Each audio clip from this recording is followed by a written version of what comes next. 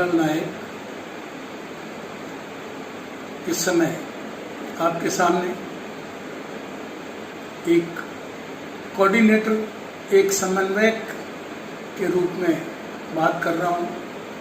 वैसे मैं राजस्थान नवनिर्माण पार्टी का राष्ट्रीय अध्यक्ष भी हूँ। मैं आप लोगों को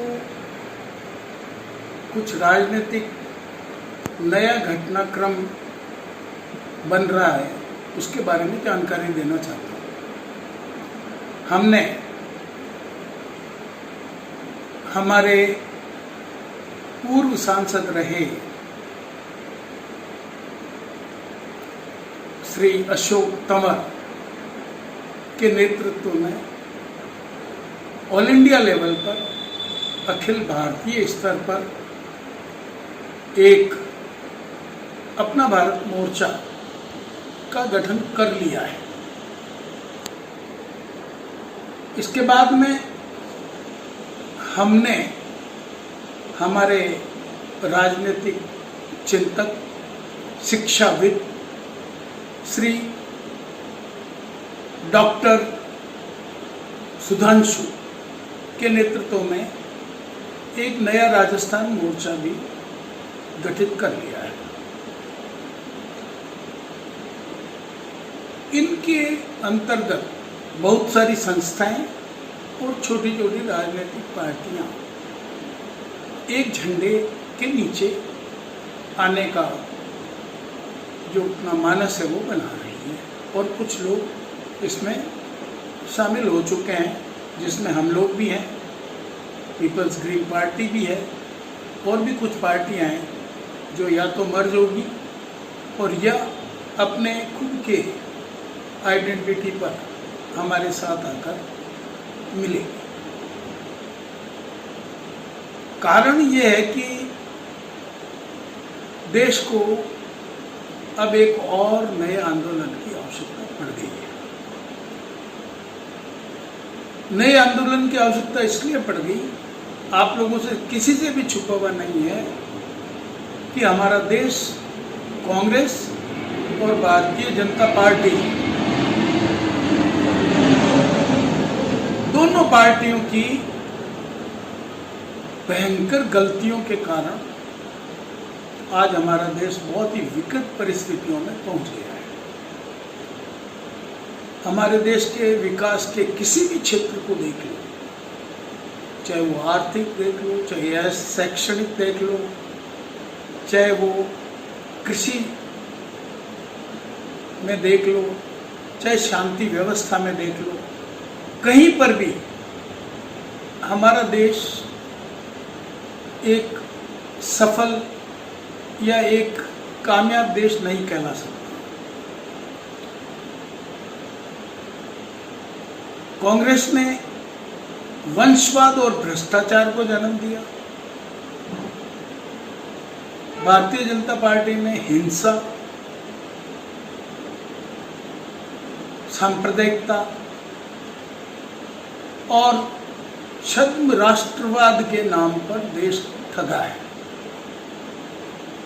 भाई को भाई से लड़ाने का प्रयास किया है।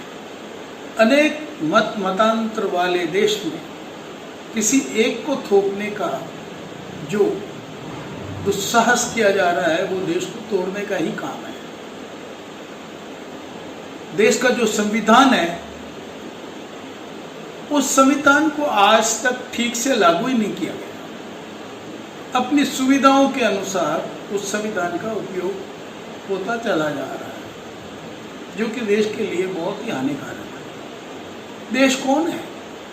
देश इस देश की जनता है। इस देश का गरीब, बेरोजगार युवा है, किसान है, मजदूर है। ये लोग इतनी उन्नति होने के बावजूद भी आज और ज्यादा बदतर स्थिति में पहुंच गए हैं, जिसका एकमात्र कारण ये दोनों बड़ी पार्टियां हैं जिन्होंने इस देश के शासन तंत्र को अपने हित साधन के लिए उपयोग में लिया। सर्वहितकारी नियम, कायदे कानून इन्होंने ताक पर रख दिए। इसलिए बहुत जरूरी हो गया है कि देश को जागरूक किया जाए और एक आंदोलन चलाया जाए जिसमें देश को जो बिकने के कगार पर बातें जा रही है, प्राइवेटाइजेशन की बातें हो रही है, इनसे देश को बचाना होगा और इनको बचाने के लिए आमूलचूल परिवर्तन की आवश्यकता है। देश के पूरी की पूरी सत्ता परिवर्तन की आवश्यकता है। देश में जो पीछे रह चुका है, वंचित वर्ग रह चुका है, उस वंचित निष्ठावान समझदार पढ़े लिखे वर्ग को ऊपर आना है और उनको इस देश का शासन अपने हाथ में लेना। आज कोरोना संकट चल रहा है। अगर ये देश, इस देश में इतनी उत्पादकता रही कि ऑक्सीजन जैसी छोटी चीज यहाँ पर प्रचुर ही नहीं बल्कि दूसरों को देने की स्थिति में ये देश आ सकता है। महामारी से जूझने के लिए इस देश को आज दूसरे देशों की तरफ देखना पड़ा है। उसका एकमात्र कारण है सरकार की नाकामयाबी। हमारे देश के नागरिक इस महामारी से जूझ रहे हैं, अपने स्तर पर लड़ रहे हैं। हमारे डॉक्टर, इंजीनियर और हमारे वैज्ञानिकों को मैं धन्यवाद देना चाहता हूं कि उन्होंने इस देश को अपनी तकनीक के कारण बचा रखा है। बाकी सरकार के भरोसे अगर छोड़ दिया जाए तो आज ही हमारा आधा हिंदुस्तान मृत्यु के ग्रास में जा सकता है। मानवता इस देश में जिंदा है, इसलिए ये देश बचा हुआ है। लेकिन इस देश का सौदा करने वाले सौदागरों से जब तक इस देश को नहीं छुड़ाया जाएगा, जब तक इस देश का आम नागरिक कभी भी सुखी नहीं रह सकेगा। धन्यवाद।